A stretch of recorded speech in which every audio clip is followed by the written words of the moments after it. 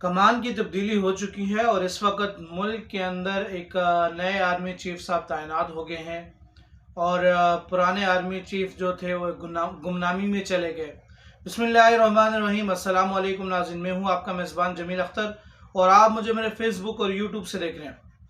Viewers, मुल्क के अंदर नई क़यादत आ चुकी है, नए आर्मी चीफ आ चुके हैं और पुराने आर्मी चीफ साहब जो हैं वो रुखसत हो चुके हैं और गुमनामी में जाने का उन्होंने कह दिया है। और उसके बाद मुल्क के अंदर एक नई सूरत हाल पैदा होती है। इस बात को तकरीबन 2 दिन गुजर चुके हैं और क्योंकि मैं मसरूफियात की बिना पर वीडियोस नहीं बना सका तो आज इसके ऊपर वीडियो बना रहा हूँ। तो व्यूअर्स, मुल्क के अंदर जो है ट्विटर पर जो सूरत हाल थी उस दिन बड़ी अफसोसनाक थी।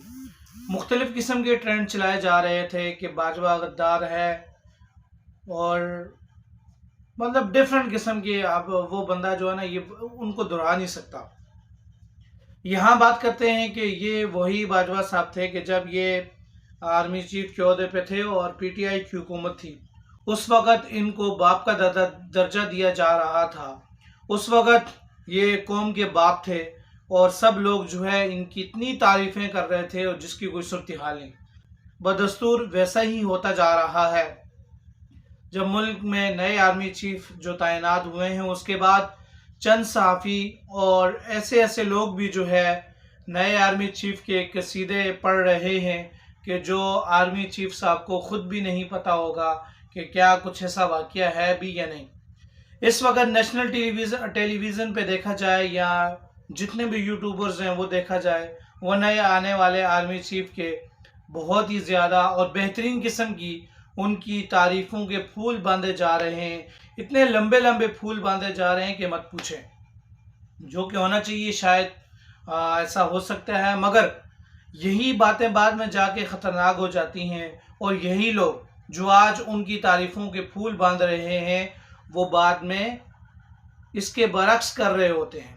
और यही लोग जब बाजवा साहब आए थे तो तब भी यही लोग जो है वो उनके हक़ में और उनकी जो है ना तारीफ़ों के इतने फूल बांध रहे थे। डॉक्टर बाजवाइन और मुख्तलिफ़ किस्म के वो जो है ना उनकी तारीफ़ें कर रहे थे। खैर, मैं नहीं कहता कि ऐसा नहीं करना चाहिए, हर एक की अपनी मर्जी है, वो कर सकते हैं। और ये जो कुछ हो रहा है ना, ऐसा नहीं होना चाहिए।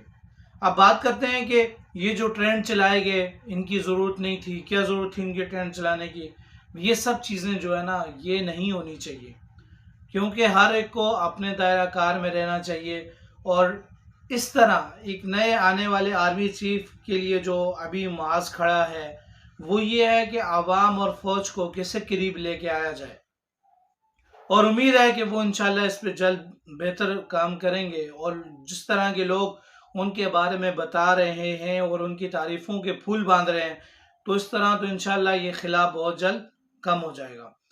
अब देखा जाए, बात यहाँ पे ये करते हैं कि कभी भी पाकिस्तान में तो ये बहुत आम सी बात है कि आप किसी के ऊपर भी गद्दारी का सर्टिफिकेट चिपका दें, किसी को भी आप बहुत जल्द गद्दार बना दें, किसी को क्या बना दें। ये हरगिज़ नहीं होना चाहिए। जितने आप इस मुल्क के लिए मुखलिस हैं, इतना हर शख्स मुखलिस है। इतनी ही कुर्बानियाँ उस शख्स ने भी इस मुल्क के लिए दी होंगी, उसके आबा व अजदाद ने दी होंगी। ऐसा नहीं हो सकता कि आप मुहिब्बुल वतन हो और जो दूसरा है वो गद्दार है। ये कतई नहीं होना चाहिए। अच्छा, ये रवायात कहाँ से शुरू हुई? ये रवायात भी हमारे सियासतदानों ने ही डाली है। ये सारा किया धरा सियासतदानों का है और ये जो कुछ होता है यूनी की वजह से होता है, क्योंकि वो अपनी कमज़ोरियाँ, अपनी गलतियाँ और ऐसे काम ना करते कि जिसकी बिना पर दूसरे उन्हें ब्लैकमेल करें।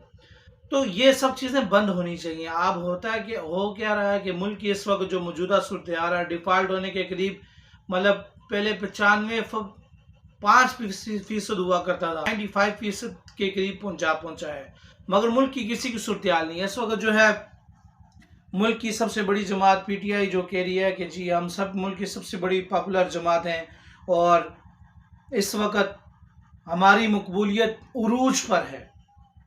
बेशक उरूज पर आपकी मकबूलियत, इसमें कोई शक नहीं, मगर ये भी देखा जाए कि ये मकबूलियत तो है, मगर जब आपकी हुकूमत थी सारे काम इसके बरक्स थे। اس کے باوجود آپ یہ بات کر رہے ہیں کہ اس وقت ملک کے اندر نئے الیکشن ہونی چاہیے، ملک ڈیفالٹ ہونے کے قریب ہے۔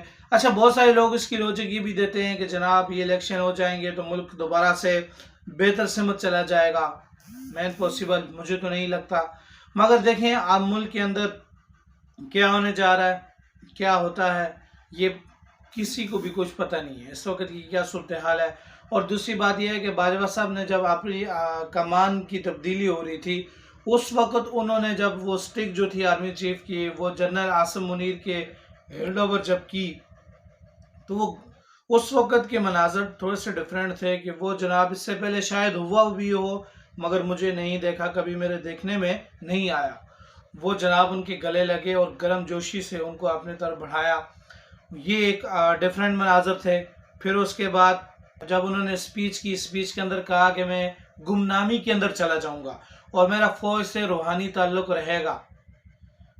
بات تو بالکل ٹھیک ہے، جتنے بھی فوجی ریٹائر ہوتے ہیں ان کا تعلق تو فوج کے ساتھ رہتا ہے، مگر اس وقت جو انہوں نے کہا کہ گمنامی میں چلا جاؤں گا، یہ تھوڑا سا معاملہ ڈیفرنٹ ہے، کیونکہ اس وقت سوشل میڈیا کے اندر پاکستانی عوام کے اندر ان کے خلاف بڑا غم و غصہ پایا جاتا ہے، لوگ سوشل میڈیا پر ان کی بڑی ٹرول کر رہے ہیں۔